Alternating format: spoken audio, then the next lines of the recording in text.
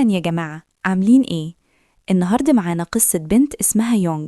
عاشت سنين طويلة لوحدها مستنية جوزها يرجع، لكن لما رجع كانت الصدمة إنه مش لوحده ومعاه ست تانية حامل. ومن هنا بتبدأ حكاية مليانة ألم وصراعات، لكن كمان فيها إنسانية وحب بشكل غير متوقع. منطولش كتير، يلا بينا نبدأ. بتبدأ القصة مع يونغ وهي قاعدة لوحدها، وفجأة جندي بيقرب منها شايل كيس كبير مليان هدوم محتاجة تتخيط. في الورشة بتقعد مع باقي الستات وتبدأ تشتغل، إيديها سريعة جدا وشغلها متقن، وبتخيط أسرع من أي حد. لكن بدل ما ياخدوا بالهم منها بإعجاب، بتسمع همس وكلام من وراها. واحدة من الستات اسمها جونغ بتشتكي وبتقول إن يونغ أكيد عايشة حياة سهلة بعد ما أهل جوزها ماتوا، وإن بما إن جوزها غايب كل الورث هيبقى ليها. وتفضل تتكلم وتقول إنها عمرها ما بتبتسم ووشها دايما مكشر، لحد ما ست تانية اسمها جونغ تسكتها. وهنا بنعرف سر سكوت يونغ. من سنين أختها الكبيرة اتخذت غصب عنها تشتغل مع الجيش الياباني، وهي نفسها كانت هتتعرض لنفس المصير. علشان كده أهلها جوزوها وهي عندها 14 سنة عشان يحموها. الجواز تم بسرعة وبعد عمرها ما شافت جوزها. ساعتها كان بيدرس في اليابان ومرجعش تاني. وبعد استقلال كوريا أهلها وأهل جوزها ماتوا واحد ورا التاني، وهي اللي كانت بتتكفل بكل الجنازات لوحدها. دلوقتي عايشة لوحدها ومتمسكة بأمل واحد بس، جوزها اللي عمرها ما شافته بقالها 5 سنين. هي مش مبتسمة، مش عشان قاسية، لكن عشان الحياة كانت تقيلة عليها جدا. وفي ليلة بعد سنين من الانتظار بتبص على الصورة الوحيدة اللي معاليه، مش فاكرة شكله الحقيقي حتى. فجأة القدر بيتغير، واحد بيخبط على بابها. اللحظة دي بتكسر أي هدوء كان باقي في حياتها، لأنه بيطلع جوزها سيو، لكن مش لوحده، معاه ست يابانية حامل. الصدمة كانت كبيرة جدا، يونغ اتكسرت من جواها، بس من كتر الإحراج والألم كملت شغلها كأن مفيش حاجة حصلت. في اللحظة دي حياة 3 اتلخبطت ومفيش حاجة هترجع زي الأول. بعد شوية الحقيقة بتظهر، يونغ تنادي على جوزها سيو وهو أصلا عارف كل حاجة، لكن بدل ما يعترف بيها كزوجته بيقول لها إنه مش قادر يقبل الجواز ده وناوي ينهيه، وكمان بيطلب منها تجهز نفسها وتمشي من البيت. الكلام ده كسرها، لكنها رفضت تمشي وقالت له إنها ضيعت عمرها كله وهي بتخدم أهله وبيته ومش هتسيب كل ده بسهولة. تاني يوم يونغ بتقرب من الست التانية واسمها ساشيكو، وبتاخدها معاها تشتغل في أرض الفلفل. هناك جونغ اللي كانت بتتكلم عليها قبل كده بتدافع عنها وبتشتم سايو وبتقول إنه راجل وحش علشان رجع ومعاه ست تانية، وكمان شايفة إن يونغ ملهاش فرصة قدام ساشيكو. فجأة ساشيكو بتصرخ لما حشرة وقعت على إيديها وبتخاف وتزعق بالياباني. يونغ فورا ترش عليها مية وتقول لها تتكلم كوري لأنها عايشة في كوريا.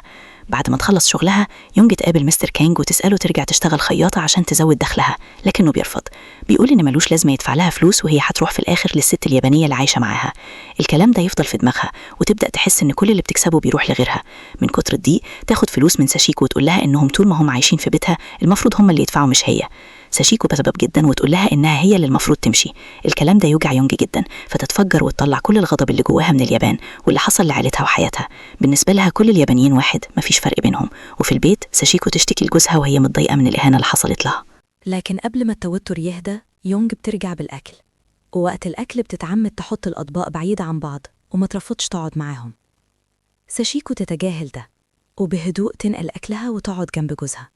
في الليل يونغ ترفض تنام جوه البيت لأن في أوضتين بس، وأوضتها جنب أوضة جوزها، ومش قادرة تستحمل فكرة إنها تسمع أي حاجة. لما سيو يشوفها برا يحاول يقنعها تدخل تنام، لكنها ترفض ومتمسكة بكرامتها وزعلها. وفجأة حركة بسيطة تخليه يقع عليها ويتجمدوا هما الاتنين من الإحراج. ولسوء الحظ ساشيكو تشوف كل حاجة. في اللحظة دي سيو يبص ليونغ بجد لأول مرة ويلاحظ جمالها ويحس بالذنب. يعتذر لها إنه عمره ما شكرها على كل اللي عملته لعيلته، ويقول لها إنه أخيراً قبلها كزوجة وعايز يبدأ حياة حقيقية معاها.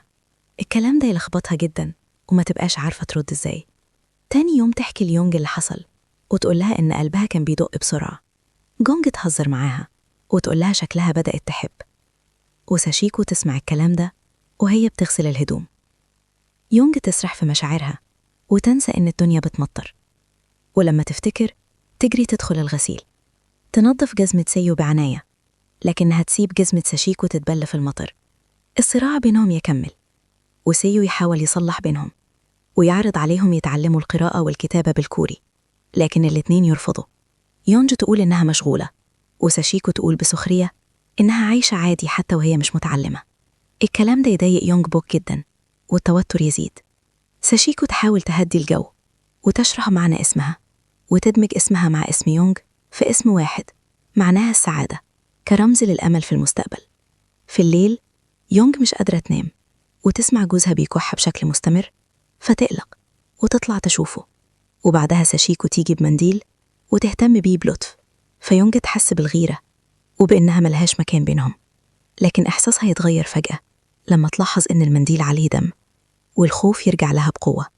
بعد كده وهي بتغسل هدومه اللي عليها دم إيديها بتترعش، وساشيكو تقول لها توقف لأن البقعة دي مش بتروح، وإنها حاولت قبل كده كتير. لكن يونغ ترفض تسمع وتزعق لها وتقول لها إنها غبية لو فاكرة إنها مش هتقدر تنظفها. بالنسبة ليونغ تنظيف الدم معناه إنها بتنقذه وبترجعه زي ما كان، لكنها ما تاخدش بالها إن سيو سامع كل حاجة. وفي الآخر يقول لها الحقيقة إنه من 6 سنين كان مسجون في طوكيو لأنه انضم المجموعة كانت بتدرس اللغة الكورية، وهناك في السجن تعب واتصاب بمرض السل.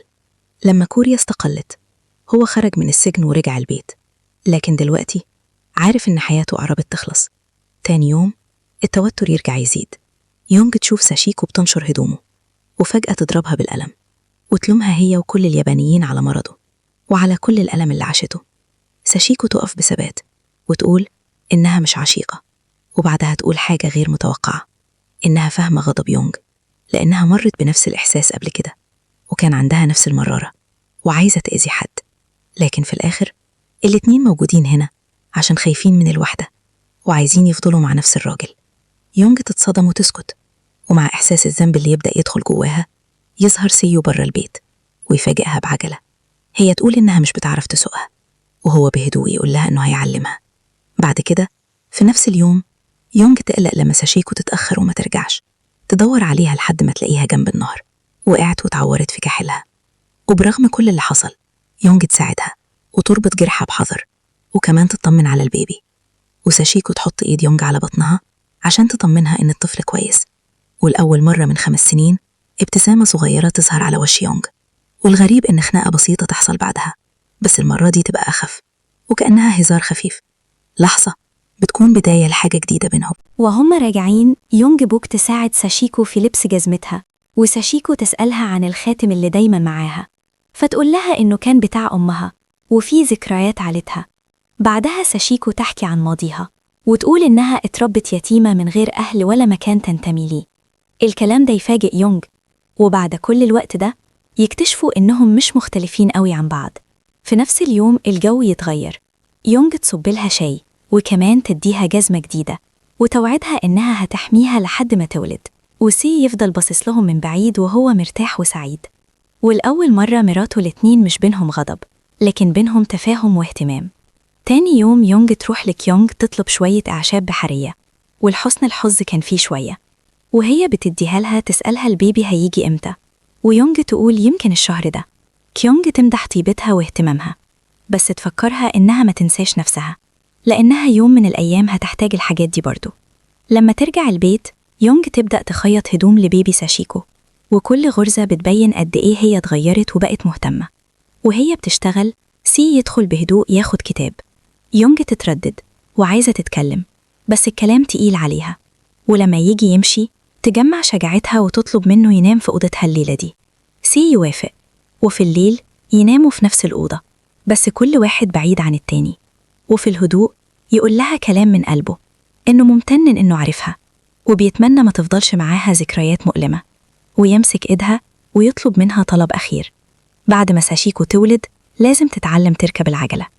هو كان شايف إنها هتحتاج تتعلم ده في يوم من الأيام. يونغ تهز راسها بهدوء ودموعها تملى عينيها، وكلامه كان كأنه وداع. تاني يوم ساشيكو تصرخ من الألم والولادة تبدأ. يونغ تجري تساعدها وبسرعة تروح تنادي سيو وتطلب منه يفضل جنبها لحد ما ترجع بستات البلد. لكن وهي بتنادي عليه تحس إن في حاجة غلط. سيو يفضل ساكت ومش بيتحرك.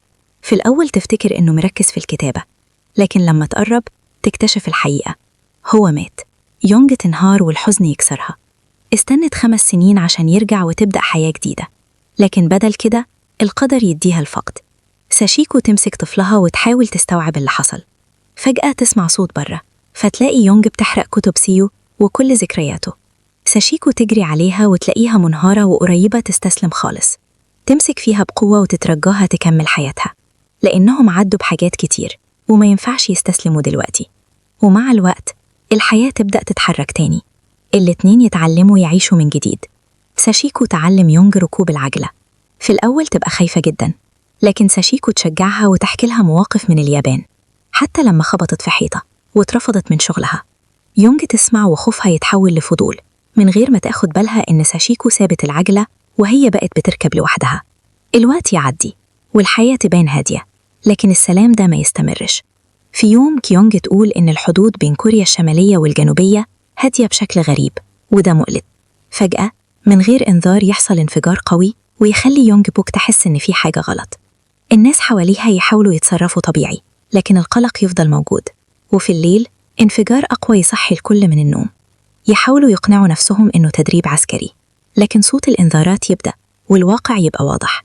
يونج تبص من الشباك وتشوف الفوضى بعينيها. هي وساشيكو يطلعوا بسرعة من البيت مع باقي الناس وهم بيجروا يستخبوا. وسط الخوف واللخبطة يونج ترجع لساشيكو دبوس الشعر اللي كانت أخدته منها قبل كده. حركة بسيطة بس معناها كل الكلام اللي مش قادرين يقولوه، وتوعدها إنهم هيتعاملوا مع الموقف ده زي أي حاجة عدت عليهم ونجوا منها. لكن الخطر يوصل لهم بسرعة. مجموعة جنود تقتحم المكان بتدور على العدو، والبيبي يبدأ يعيط وصوته يلفت الانتباه. ولما ساشيكو تتكلم بلهجتها اليابانية ينكشف أمرها.